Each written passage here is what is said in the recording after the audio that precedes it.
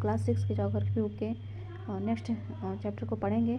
आपका next chapter 7th है हमारा देश भारत। ठीक है, तो भारत एक बहुत बड़े भौगोलिक विस्तार का वाला देश है।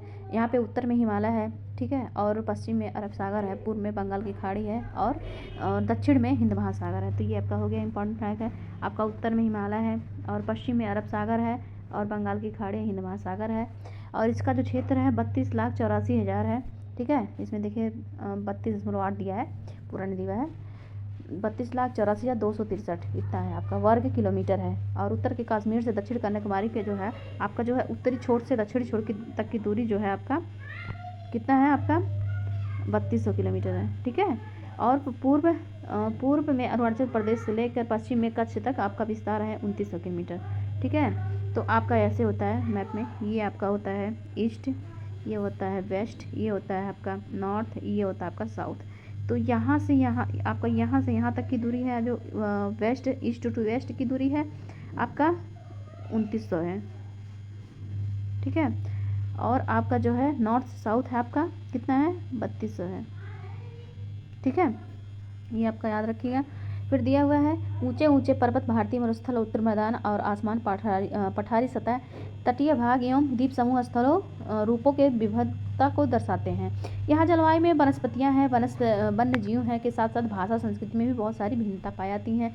इन भिन्नता में भी हम लोग एकता पाते हैं जो हमारी परंपराओं को दिखाती है। यही कारण है हम एक राष्ट्र में बंधे हुए हैं। और वर्ष 2011 में अब तक भारत की आबादी 120 करोड़ से भी अधिक हो चुकी है। यह चीन के बाद विश्व का दूसरा सबसे बड़ी जनसंख्या वाला देश है। अब इसकी स्थिति देखते हैं कि भारत जो है हमारा उत्तरी गोलार्ध में स्थित है और ये कर्क रेखा के 23 डिग्री एंड 30 मिनट उत्तर और देश के लगभग मध्य से होकर गुजरती है। ठीक है, और दक्षिण में उत्तर की ओर से भारत की भूमि का विस्तार है 8 डिग्री 4 मिनट उत्तर और 37 डिग्री 6 उत्तर तक, ठीक है, के बीच में है। और पश्चिम से पूर्व के भारत का 68 डिग्री 7 मिनट पूर्व तथा 97 डिग्री 25 मिनट पूर्व के देशांतर के बीच में है। अगर हम विश्व को पूर्वी और पश्चिमी गोलार्धों में बांटते हैं तो भारत की स्थिति किस गोलार्ध में होगी? बहुत बड़े देशांतरी विस्तार लगभग 29 डिग्री के कारण यहाँ पर दो छोर पर स्थित स्थानों के स्थानीय मान में अधिक अंतर हो सकता है।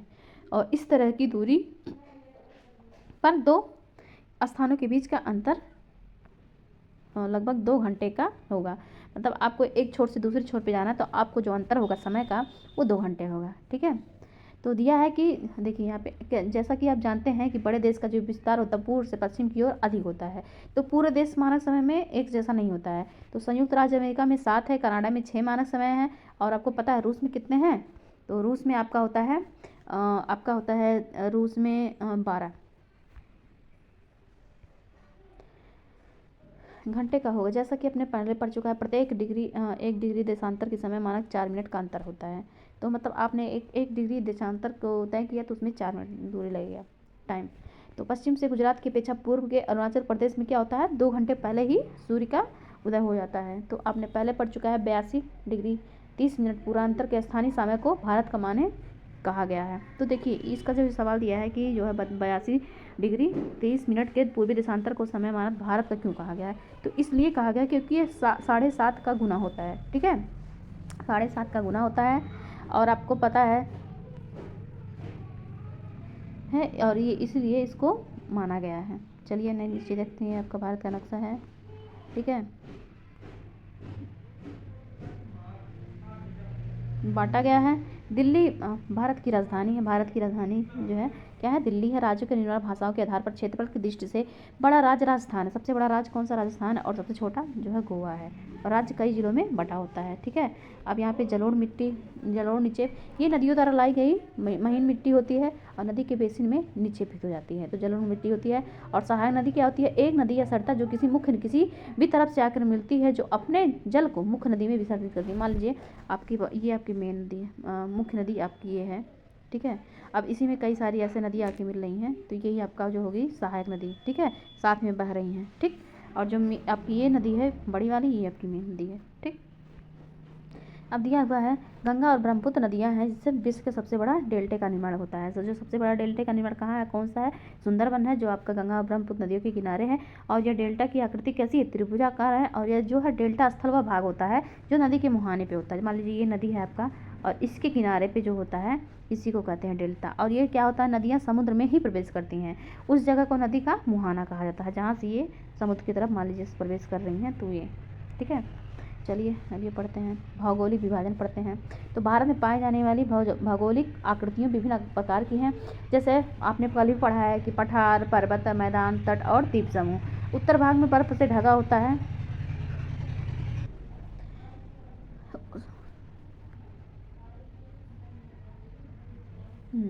तो भारत में पाई जाने वाली भौतिक आकृतियाँ विभिन्न आकार की होती हैं। पर्वत, पठार, मैदान, तट और द्वीप समूह। तो उत्तर में जो है बर्फ से ढका हिमालय संतरी का कार्य करता है। हिम धन आलय, हिमालय का अर्थ होता है बर्फ का घर। हिमालय पर्वतों को 3 मुख्य समांतर श्रृंखलाओं में बांटा गया है। जो सबसे ऊपर का भाग होता है उत्तर में स्थित है, इसको बृहद हिमालय कहते हैं और या हिमाद्री कहते हैं।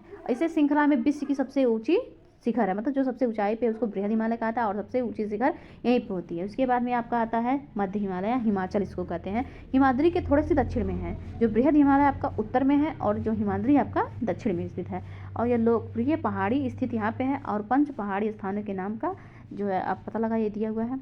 तो शिवालिक जो है ये सबसे दक्षिण में है और इसकी जो है ये श्रृंखला है। ठीक है। हिमालय के दक्षिण में क्या है, उत्तरी भारत का मैदान है। ये भारत समतल और सपाट है। ये मैदान सिंधु, गंगा और ब्रह्मपुत्र इनकी सहायक नदियों के द्वारा लाए गए हुए जलोढ़ के निक्षेपों से बने हैं। तो जो उत्तरी भारत के मैदान है ये कौन कौन सी नदियों के निक्षेप से बने हुए हैं, गंगा, सिंधु, ब्रह्मपुत्र द्वारा। और नदियों के मैदानों कृषि के लिए उपजाऊ भूमि प्रदान करते हैं। ठीक है।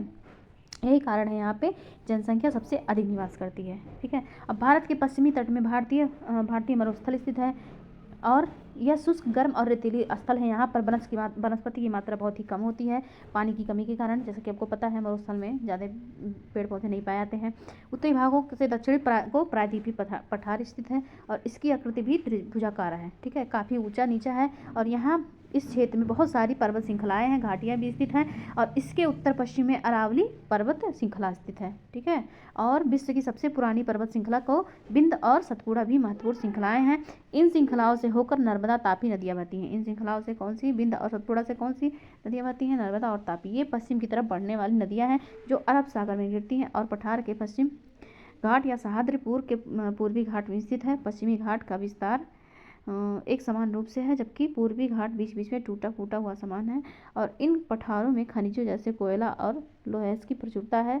और पश्चिमी घाट से पश्चिम में पूर्वी घाट के पूर्वी तटीय मैदान स्थित हैं।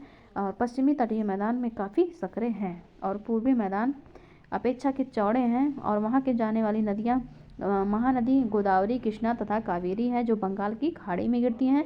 ये नदियाँ मुहाने पर उपजाऊ डेल्टा का निर्माण करती है। बंगाल की खाड़ी में गंगा और ब्रह्मपुत्र नदियों के मुहाने पर सुंदर डेल्टा वन स्थित है। ठीक है। ये देखिए जो है एक लड़की है, इसी के द्वारा ये पोएम गाया हुआ है। क्या आप जानते हैं प्रवाल जो होते हैं छोटे छोटे जंतुओं के कंकाल है, इसे पॉलिप कहा जाता है। और ये जीवित पॉलिप मानते हैं तो उनका कंकाल बच जाता है। और अन्य पॉलिप की वृद्धि इनके ठोस कंकालों के ऊपर होती है जो बढ़ते बढ़ते काफ़ी ऊंचाई हो जाते हैं और इस प्रकार प्रवाल द्वीपों का निर्माण करते हैं। ठीक है। ये देखिए आपका प्रवाल द्वीपों को निर्माण करते हुए दिखाया गया है। और ये आपका भारत में है। यहाँ पे देखिए सतपुड़ा श्रेणी है विंध्य हिमालय श्रेणी में।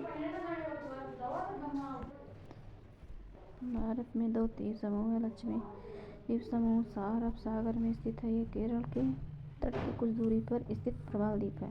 अंडमान एवं निकोबार भारत के दक्षिणी पूर्व दिशा में बंगाल की खाड़ी में स्थित है। बस इतना ही हो सकता आज। Thank you.